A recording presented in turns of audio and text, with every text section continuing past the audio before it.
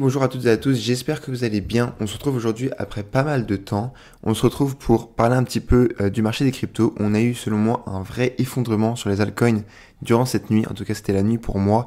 On a eu ce qui me semble ne pas être loin de la capitulation. Donc on va faire un tour sur les news importantes qui sont passées durant ces derniers jours. Et pour la majorité de la vidéo, on va dire, on va faire pas mal de tours sur des graphiques qui sont intéressants. On a vraiment des très gros dossiers qui se sont effondrés. Pour moi, on a des prix qui sont super intéressants. On a des prix dont on aurait rêvé tout simplement au top local en mars, avril.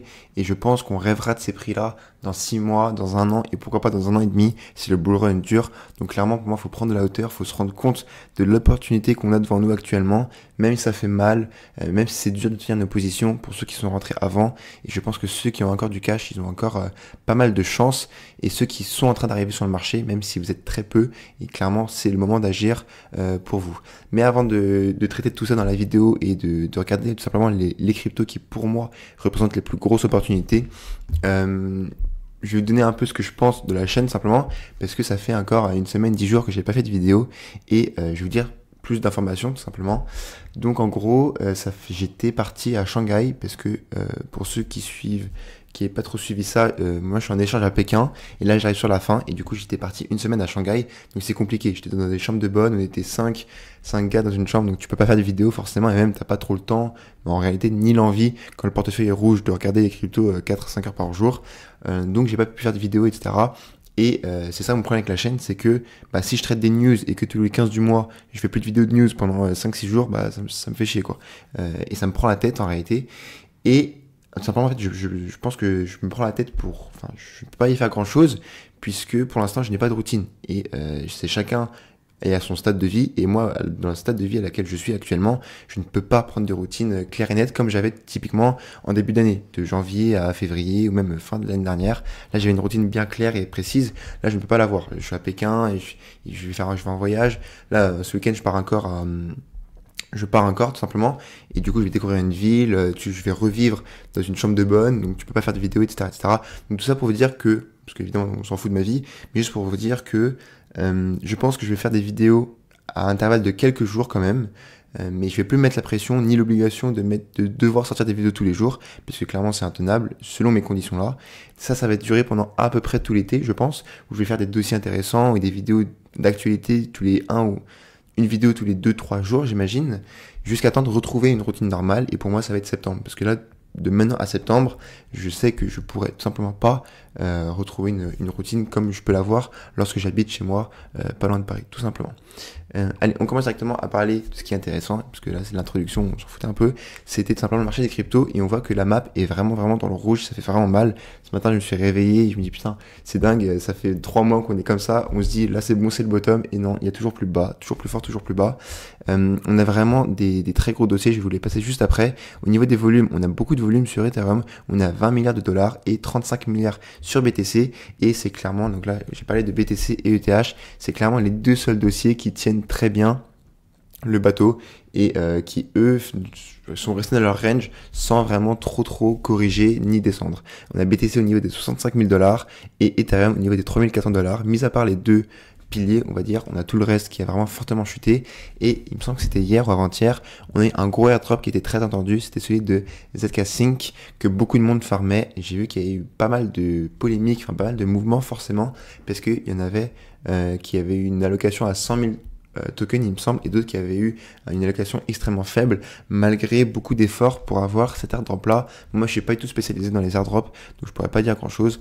Tout ce que je sais c'est que tous les derniers airdrops qu'il y a eu durant fin 2023, début 2024, il y en a eu pas mal, hein. Il y a eu Dimension, il me semble Celestia, il y en a eu Wormhole aussi, enfin il y en a eu pas mal qu'on voit juste ici. Voilà, on peut regarder juste maintenant. Tous sans exception ont fait que dump.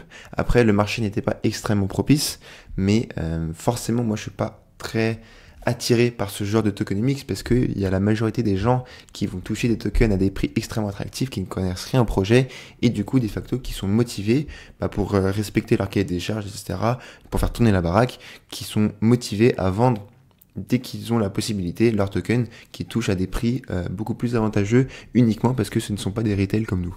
Donc voilà, généralement je reste assez loin de ces tokens là, mais bon, pour ceux qui ferment des airdrops, si ça peut être gratuit, moi je trouve pas l'idée conne de vendre au moins 50% dès que la crypto est disponible, tout simplement. Allez, on continue directement sur Twitter avec mon propre compte où ce matin je vous ai dit que clairement c'est mon état d'esprit actuellement, même depuis plusieurs jours, voire semaines, plusieurs jours on va dire, mais pour moi je pense qu'on a une capitulation sur les alts, c'est extrêmement violent, c'est vraiment violent, hein. Pour beaucoup, même pour moi, et même pour ceux je pense qui sont là depuis plus longtemps que moi, enfin bref, pour tout le monde, je pense que c'est vraiment violent. Pourquoi ? Tout simplement parce que pour la majorité des gens, t'as connu un ATH en mars et t'es à moins 60, moins 50, moins 40, même moins 30%, ça fait mal moins 30%, et ça j'imagine les gens qui investissent sur le CAC 40 qui sont à moins 5, 6, 7% et qui doivent se tirer les cheveux, nous on a moins 40%, il faut vraiment les tenir, donc c'est vraiment pas simple, et je pense que c'est tout simplement normal aussi, et c'est là qu'il faut se rendre compte d'où on est, et qu'on est uniquement dans le bear trap de mi-cycle qui est normal, c'est une normalité de tous les cycles qui est jamais arrivé pour l'instant. Et moi ce que je pense c'est simplement, si on m'avait demandé il y a 6 mois d'écrire une prédiction, déjà j'aurais écrit le scénario qui se passe actuellement, et si on m'avait demandé d'écrire une préférence, j'aurais aussi écrit le scénario qui se passe actuellement. C'est-à-dire que pré-halving, typiquement fin d'année dernière, on a un joli rebond pour vraiment sortir de la phase d'accumulation du bear market, etc. Au moment du halving, on a un gros sell the news et on arrête cette grosse poussée qu'on a connue durant fin 2023, début 2024 pour respirer et laisser le vrai cycle se passer 6 mois après le halving, comme tous les cycles qui sont passés récemment. Je ne sais pas si j'étais clair, mais en gros, si j'avais pu choisir un scénario, ça aurait été celui-là. Pourquoi ? Parce que selon moi, ça va être beaucoup plus simple de timer, j'abuse, ça va être plus simple de timer le marché si ça se passe comme ça que si on n'avait pas eu cette correction. Si on avait si on était vraiment parti en bull run, en pleine euphorie, en pleine période parabolique, disons dès mai, juin, ça aurait été compliqué. Tu vends quand ? Tu vends en septembre, tu vends en fin d'année, alors que d'habitude le top il est 1 an après le halving, enfin c'est pas facile. Donc voilà, c'est pour ça de dire, il faut respirer, il faut être tranquille, et moi je pense que on est toujours au bon endroit au bon moment. En revanche, celui qui viendra nous dire dans 1 an et demi qu'on a eu de la chance, faudra lui expliquer que c'était vraiment pas si simple que ça, parce que tenir un portefeuille qui est probablement pour la majorité d'entre nous à moins 40%, moins 50%, c'est clairement pas simple. Et ensuite, j'ai fait un tweet sur Tao que je vais vous passer juste après. Premier tweet intéressant, c'est CryptoPixou qui nous parle qui nous montre un graphique qui nous décrit que les altcoins n'ont jamais été aussi faible face à BTC. Là c'est le total 3, donc c'est tout le total de la market cap de toutes les cryptos sauf le top 10 moins tous les stablecoins tout simplement, et on voit qu'on est au niveau de 2021, juste avant 2021, où on a connu vraiment, ça c'est une vraie alt season qui est complètement aberrante, comme dirait GMK, où on a pendant 3 mois des bougies de l'espace, et c'est là où vraiment il faut vendre graduellement. Nous ce qu'on a connu, même si c'était déjà très très bien, c'était pas non plus énormissime. On a connu une vraie poussée à partir d'octobre, de octobre à fin décembre 2023. Oui, on a connu quelques bougies vertes, mais c'était non plus pas si dingue que ça. Et je pense que clairement le plus beau reste à venir. On ira voir la graphique, je vais tout vous réexpliquer un peu plus calmement. Ensuite, on a des news sur Cubic qui nous font une sorte de teaser sur un listing par rapport à BitGate. Donc forcément c'est bien, et c'est bien que ça se passe dès maintenant.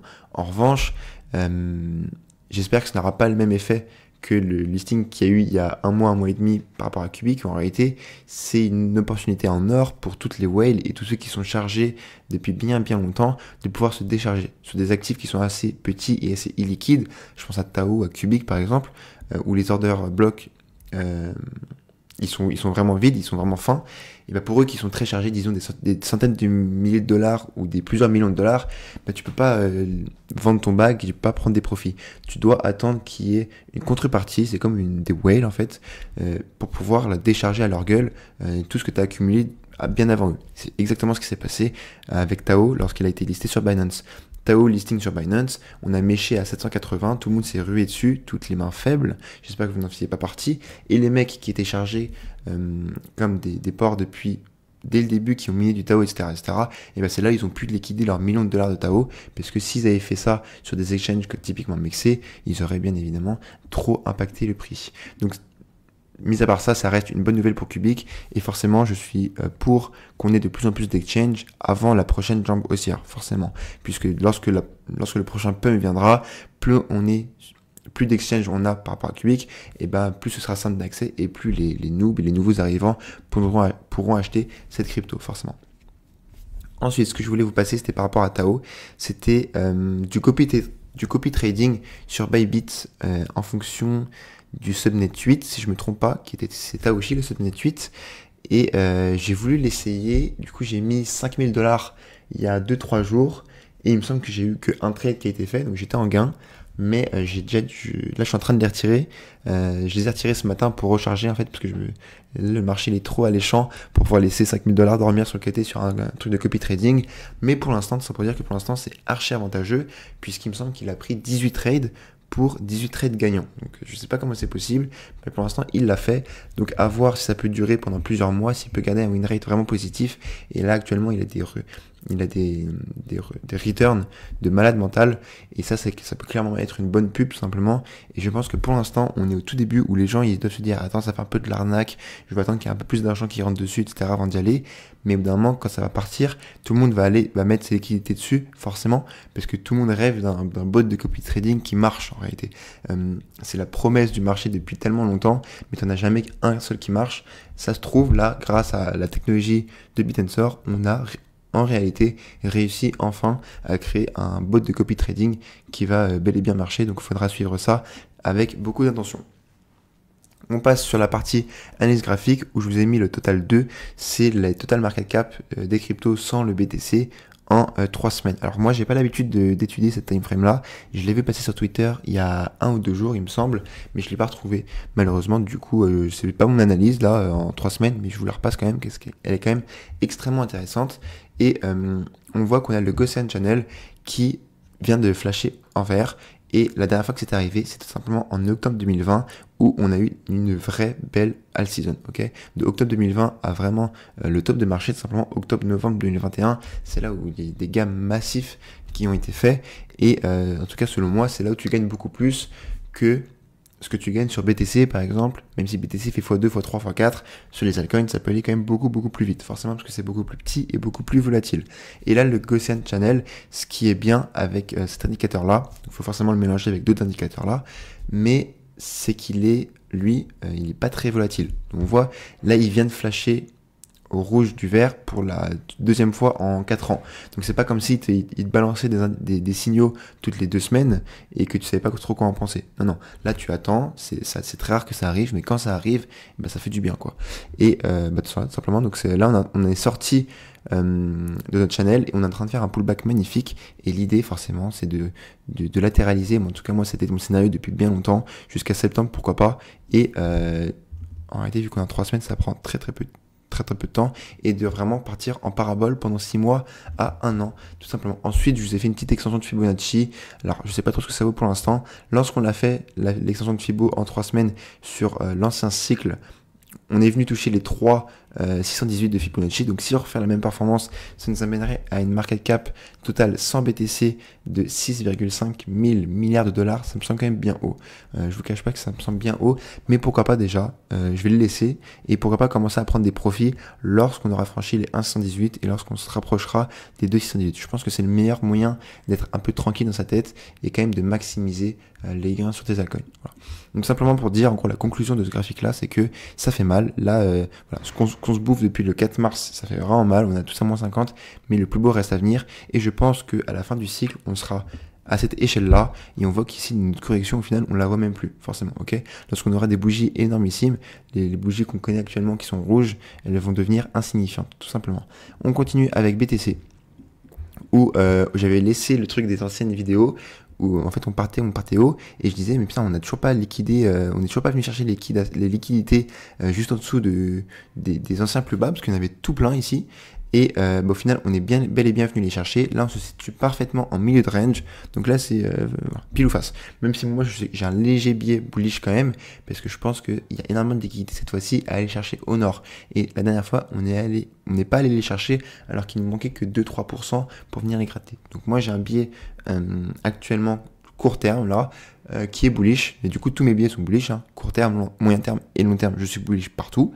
Mais après, je suis quand même prêt à attendre que BTC ils viennent chercher le bas du range, par exemple, et qu'ils restent dans ce range jusqu'en septembre. Pourquoi pas? Moi, ça reste mon scénario jusqu'à invalidation. Ce serait qu'on range sur le BTC, sur tout le marché jusqu'à, disons, fin août, mi-août, et qu'ensuite on parte avec les élections présidentielles de 2024 réellement en période parabolique. Ça, c'est aussi super intéressant. Vu que ça fait longtemps que je n'ai pas fait de vidéo, j'ai pas mal de choses à dire, putain. Mais même les élections US, on les a oubliées parce que j'ai recalqué les élections US avec le S&P 500 par exemple, avec les marchés financiers en gros. Et c'est un événement qui est tellement bullish. Vraiment pour moi, c'est juste après le halving. On a le halving. Après, il y a tellement de paramètres qui sont bullish. Le halving, les élections US, le point pivot de la Fed. Probablement que la Fed va faire un point pivot en septembre. On espère au moins un. Le cas hyper bullish, ce serait qu'elle en fasse 2, mais ça me semble quand même pas donné. Mais probablement on aura le point pivot de la Fed, les élections US, le halving qui va commencer à avoir un impact en août-septembre, 6 mois après, comme à son habitude. Clairement, je pense que vraiment on n'est pas prêt pour ce qui va arriver durant fin 2024 et 2025. Voilà ce que je pense. En revanche, après tout cet opium d'opinion bullish, voici quelque chose qui est très bearish selon moi, c'est la Bitcoin dominance en monthly. Donc là on est vraiment sur une très longue time frame parce que la pattern elle date de très longtemps, elle date depuis 2017 et en monthly on a breakout, c'est fait, on a breakout à la hausse et donc forcément c'est mauvais signe pour les altcoins. Alors on est souvent tenté de changer la trendline, par exemple je vais le faire avec vous et de tricher clairement. Si je fais ça, hop là, on est encore toujours dedans et là on peut être bullish pour les altcoins, mais ça ne fonctionne pas puisqu'en réalité à la base la pattern c'est ça, puisque une trendline ça se forme comme une droite à partir de 2 points. Donc le premier point il est là et le deuxième point il est là. Donc pour l'instant on va évoluer au-dessus de ça. Ça se trouve, le BTC, il va aller chercher les 60-65% de Bitcoin dominance avant de rechuter peut-être. Honnêtement, j'espère pas que ça se fera au détriment des altcoins. Parce qu'il y a deux moyens pour que la Bitcoin dominance augmente.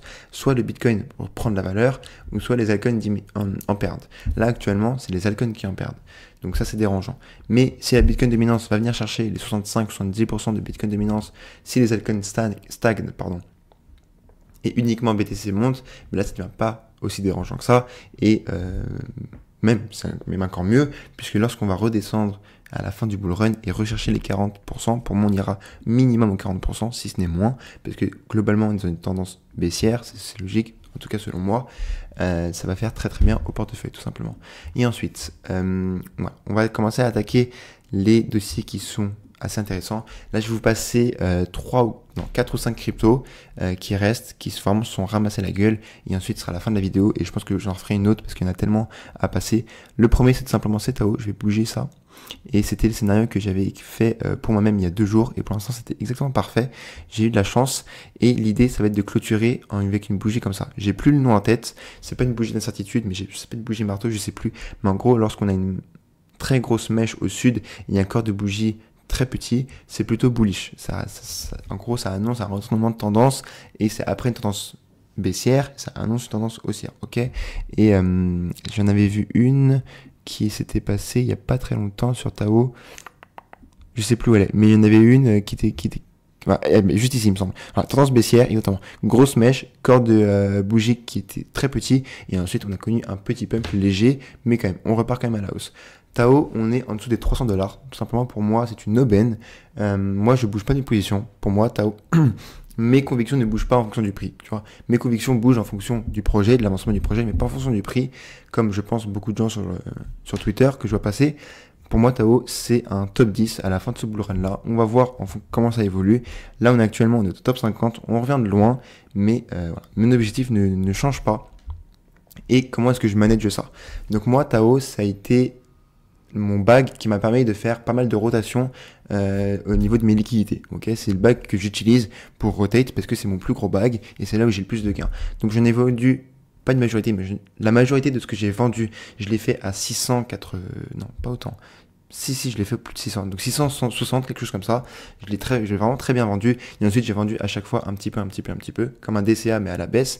Et maintenant, mon bag, il s'est quand même pas mal affaibli, toujours j'ai vendu moins de 30%, mais c'est quand même affaibli, et du coup forcément plus on baisse, bah là, moi, mon choix, c'est de rentrer avec du levier. Donc vraiment, je ne vous le conseille pas, c'est vraiment dangereux, tu dors un peu moins bien, etc.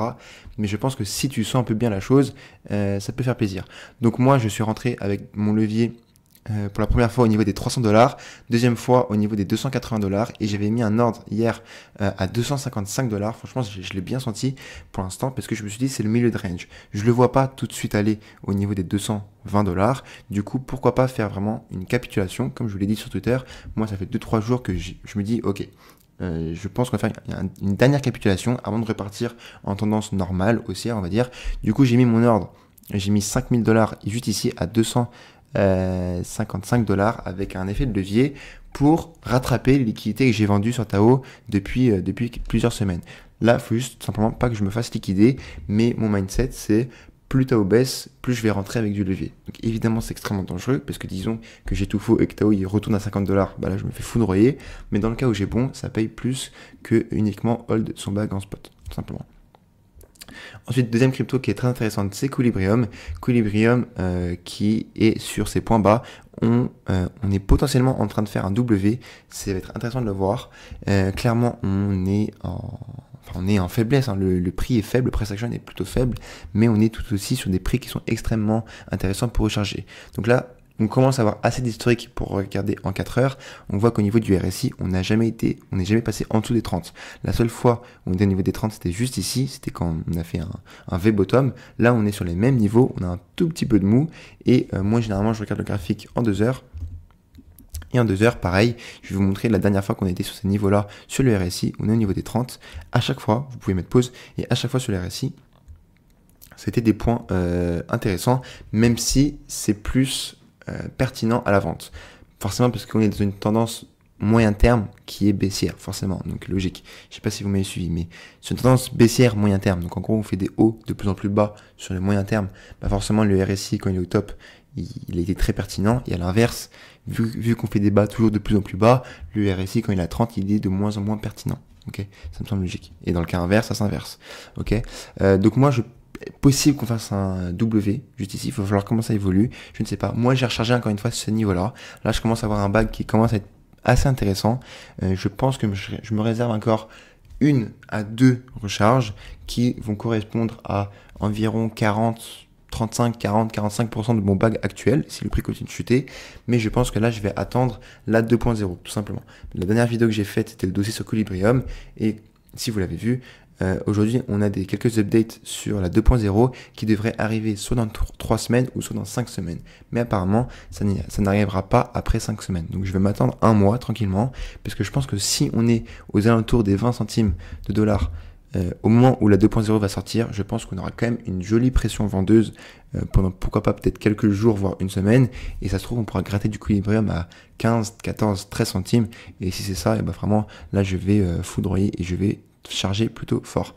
Une autre crypto intéressante qui a bien tenu et bien réagi, c'est Dinex. Dinex qui est ressorti des abîmes, qui est ressorti de sa tombe et qui nous a fait un très joli pump de 130%, alors que tout le marché était plutôt en léthargie. Donc c'était un très bon price action par rapport à Dinex. Moi j'ai une jolie ligne en Dinex quand même. Je dois avoir pas loin de 7-8 000 $ en Dinex, donc c'est quand même pas mal. Et je compte pas encore en recharger, sauf si on va retrouver des prix qui reviennent aux alentours des 0,5. Mais il faut quand même que je digue un peu plus précisément le projet pour mettre des sommes plus importantes. Donc moi voilà, plus je mets des sommes importantes, forcément, plus ma conviction, il faut qu'elle soit forte. Et j'ai plusieurs lignes où j'ai de l'argent dessus, j'ai de l'argent dessus, mais c'est pas la majorité de mon bag. Et du coup, je sais à peu près quels sont les projets, je sais à peu près de quoi ils parlent, mais sans tout connaître par cœur. Et du coup, je me sens pas à l'aise, typiquement sur Dinex, je ne m'y connais pas assez pour pouvoir recharger plus, tout simplement. Autre projet qui est extrêmement intéressant, que j'ai aussi rechargé, c'est Akash. Akash, on est vraiment sur une aberration selon moi. Il avait super bien performé, que ce soit en début d'année et même juste après. Je me souviens que ici en avril, voilà, tout le marché était dans le rouge et lui, il nous avait fait une poussée de l'espace avec une mèche énormissime. Il nous avait fait plus, en gros, un x2,5, et je ne sais plus à quoi était due la mèche, je ne sais plus du tout. Et actuellement, sur le RSI, on est en survente, on est en dessous des 30 en daily. On va essayer de regarder, c'était quand la dernière fois que ça s'est passé. La dernière fois que c'était passé, c'était juste ici, le 11 mars 2023, donc en plein bear market. Pour moi, c'est une chance que je vais pas laisser passer. On voit ici que j'ai vendu 100% de mon bag à 5,6 $. Donc là, exactement. Donc là, avec 50% de mon bag, je retrouve, avec 50% des dollars que j'ai gagnés, je retrouve la même quantité d'Akash. Donc j'ai clairement fait un bon move. Et en réalité, mais ici, j'ai vendu. Imaginez que j'ai vendu pour X dollars ici, je viens de réinjecter X dollars. Donc en gros, j'ai fait x2 en termes de tokens. Donc ça, c'est extrêmement bullish pour ça. Et je vous avais dit que je voulais me re-exposer tout simplement à la catégorie des dépines. Donc j'ai rechargé ce niveau du Akash et j'ai aussi rechargé 2 fois plus agressivement sur Flux, parce que Flux c'est une market cap qui est beaucoup plus petite et son price action, selon moi, il est au moins tout aussi sexy. Vous voyez que mes Flux, j'ai vendu aussi 100% au 1,5 $ et qu'actuellement on est à 1 x 2,5 pour aller retrouver ces prix là. Pareil, j'ai Flux est en survente et j'ai tout remis. Voilà. J'ai bien fait, c'était des bons moves. J'ai fait x2 sur mon nombre de flux et maintenant j'ai plus qu'à attendre et voir ce qui se passe. Mais clairement l'objectif reste le même. L'objectif reste de vendre. Je pense que je vendrai pas en 2024, je vendrai en mars-avril 2025, voire en fin d'année 2025. Pourquoi pas faire 50% avant l'été et 50% après l'été, ça me semble pas con. Sur ce, ça faisait longtemps, ça m'a fait plaisir. J'espère que vous portez bien. Force à vous en réalité. Si vous êtes encore là, vous êtes des vaillants, vous lâchez rien malgré le price action, etc. Vous méritez et ça va venir, forcément. Forcément, j'en sais rien, mais il y a des grandes chances que ça vienne. Ça arrivait à chaque cycle, donc force à vous. Tenez bon. Et je pense que votre vous-même, dans 6 mois et dans 1 an, vous remerciera. Sur ce, je vous souhaite une bonne journée et je vous dis ciao ciao.